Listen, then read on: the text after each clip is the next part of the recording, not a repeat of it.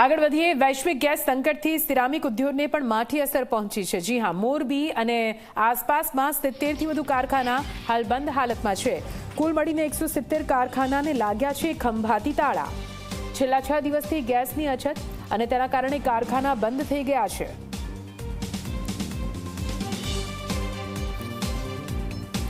તો આપને જણાવી દઈએ વૈશ્વિક સંકટની પરિસ્થિતિ જ્યાં ઈરાન, ઇઝરાયલ અને યુએસ વચ્ચે સતત યુદ્ધ ચાલી રહ્યું છે। 10 દિવસ જેટલો સમય વીતી ગયો છે ને છતાં પણ હજુ પણ જે પ્રકારે ક્રૂડ ઓઇલને લઈને અહીંયા એક બાદ એક સંકટ પૂરા વિશ્વ ઉપર આવી રહ્યું છે, તેવામાં મોરબીની જો વાત કરવામાં આવે તો મોરબીમાં ગેસની અછતને લઈને 70 થી વધુ કારખાના બંધ થઈ ચૂક્યા છે। છેલ્લા 6 દિવસથી ગેસની અછત અને તેના કારણે કારખાના બંધ હાલતમાં। વધુ માહિતી સાથે મોરબીથી સંવાદદાતા હિમાંશુ જોડાઈ ગયા છે।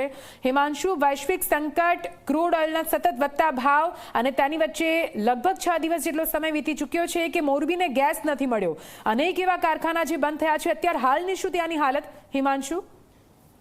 જી આપને જણાવી દઉં કે મોરબીમાં જે પ્રોપેન ગેસ આધારિત જે સિરામિકના કારખાના છે તેમાંથી 100 જેટલા કારખાના આજથી 3 દિવસ પહેલા બંધ થઈ ગયા છે અને છેલ્લા 3 દિવસની અંદર વધારાના 70 જેટલા કારખાના બંધ થયા છે। એટલે કે છેલ્લા 6 દિવસની અંદર કુલ મળીને 170 જેટલા સિરામિકના કારખાના બંધ થઈ ગયા છે અને હજુ પણ આ આંકડો 2 થી 3 દિવસની અંદર લગભગ બમણો થઈ જાય એવી શક્યતાઓ છે, કારણ કે પ્રોપેન ગેસની સપ્લાય સદંતર બંધ થઈ છે અને પ્રોપેન ગેસ ન મળવાના કારણે જે કારખાનાની અંદર પ્રોપેન ગેસના આધારે સિરામિક ટાઇલ્સનું ઉત્પાદન થતું હતું તે કારખાના ફરજિયાતના ધોરણે ગેસની અછતના કારણે બંધ કરવા પડે તેવી પરિસ્થિતિ છે ને હવે દિવસે ને દિવસે કારખાનાની બંધ થવાની સંખ્યામાં વધારો થશે તેવું કહી શકાય તેમ છે। જી બિલકુલથી આભાર પૂરી માહિતી માટે। તો આપ જો 170 જેટલા કારખાના અત્યાર સુધી બંધ થયા છે। પ્રોપેન ગેસ કે જેની અછતને પગલે મોરબીમાં સિરામિક ઉદ્યોગ પર માઠી અસર અહીં જોવા મળી રહી છે। છેલ્લા 6 દિવસથી પ્રોપેન ગેસ નથી મળી રહ્યો અને તેના